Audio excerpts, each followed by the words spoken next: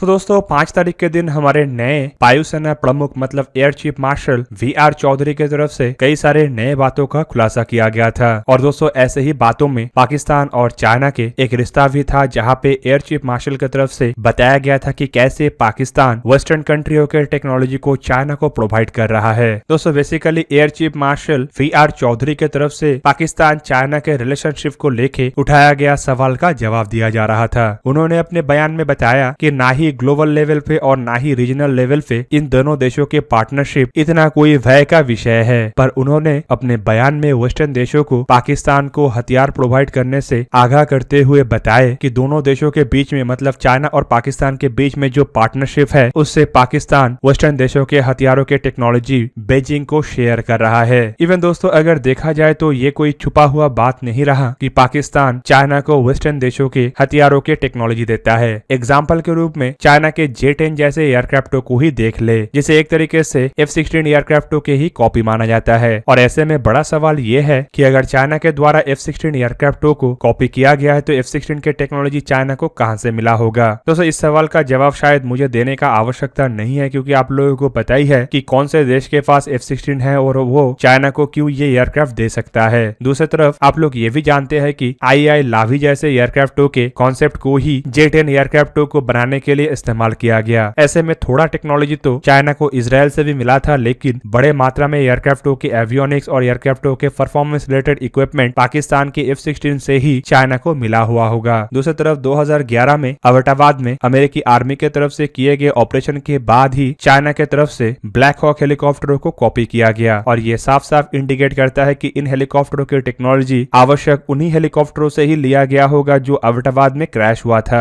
आप सबके जानकारी के लिए बता दूं कि पाकिस्तान में अंजाम दिए गए अमेरिका के ये ऑपरेशन के दरमियान एक एयरक्राफ्ट तकनीकी कारण की वजह से क्रैश हो गया था, जिसे संपूर्ण रूप से अमेरिकी आर्मी के तरफ से तबाह करना उस वक्त पॉसिबल नहीं था, और संभावित इस क्रैश के बाद मिले हुए मलबे को पाकिस्तान के द्वारा चाइना को भेजा गया होगा, और इसी से ही चाइना ने अपने ब्लैक हॉक के कॉपी मतलब Z-20 जैसे हेलीकॉप्टरों को डेवलप किया होगा। दोस्तों इवन आपके जानकारी के लिए बता दूं कि जब पाकिस्तान के ऊपर से फ्लाई करते हुए अमेरिका के टॉम हॉक मिसाइल अफगानिस्तान के अंदर आतंकी ठिकानों को तबाह करता था, तब कई बार पाकिस्तान के अंदर अमेरिका के ऐसे मिसाइल क्रैश हुआ था। इवन इनमें से कई सारे ऐसे भी मिसाइल थे जो कभी एक्सप्लोड भी नहीं हुआ और बिना कोई नुकसान के ऐसे ही साबुत नीचे गिरा हुआ था। दोस्तों इन मिसाइलों का इस्तेमाल करके जहाँ पे पाकिस्तान के द्वारा बाबर मिसाइलों का डेवलपमेंट किया गया, तो वहीं पे पाकिस्तान की मदद से ही इन मिसाइलों के टेक्नोलॉजी चाइना के हाथ मिला। दोस्तों खाली इतना नहीं बल्कि माना जाता है कि लगभग हर तरीके के वेस्टर्न टेक्नोलॉजी जो पाकिस्तान के पास है उसके डेटा चाइना को अवेलेबल है, और चाइना आइदर उस डेटा का इस्तेमाल करते हुए कोई हथियारों का डेवलपमेंट किया होगा या फिर वेस्टर्न देशों के हथियारों के खिलाफ काउंटर मेजर को तैयार किया होगा। कुल मिला के पाकिस्तान और चाइना का जो रिश्ता है वो फिलहाल भारत के लिए जियोग्राफिकली या फिर स्ट्रेटेजिकली इतना बड़ा चैलेंज नहीं है, लेकिन वेस्टर्न देशों को एटलीस्ट ये समझ लेना चाहिए कि पाकिस्तान को खैरात के नाम पे जो पैसा दिया जा रहा था उसका इस्तेमाल जहाँ पे पाकिस्तान उन्हीं देशों के अंदर आतंकी गतिविधियों को फैलाने के लिए इस्तेमाल कर रहा था, तो वहीं पे वेस्टर्न देशों की तरफ से खैरात में पाकिस्तान को आतंकियों के विरुद्ध लड़ने के लिए जिन हथियारों को दिया जा रहा है उन हथियारों की टेक्नोलॉजी से ही चाइना अब वेस्टर्न देशों के खिलाफ अपने आप को एक मिलिट्री ताकत के रूप में तैयार कर रहा है। तो दोस्तों ये था आज का वीडियो। अगर आपको वीडियो अच्छा लगा तो उसे लाइक कीजिए और मेरे चैनल को सब्सक्राइब कीजिए और साथ में बना हुआ बेल आइकन को भी प्रेस कर दीजिए ताकि आप मेरा वीडियो देख पाए सबसे पहले। जय हिंद।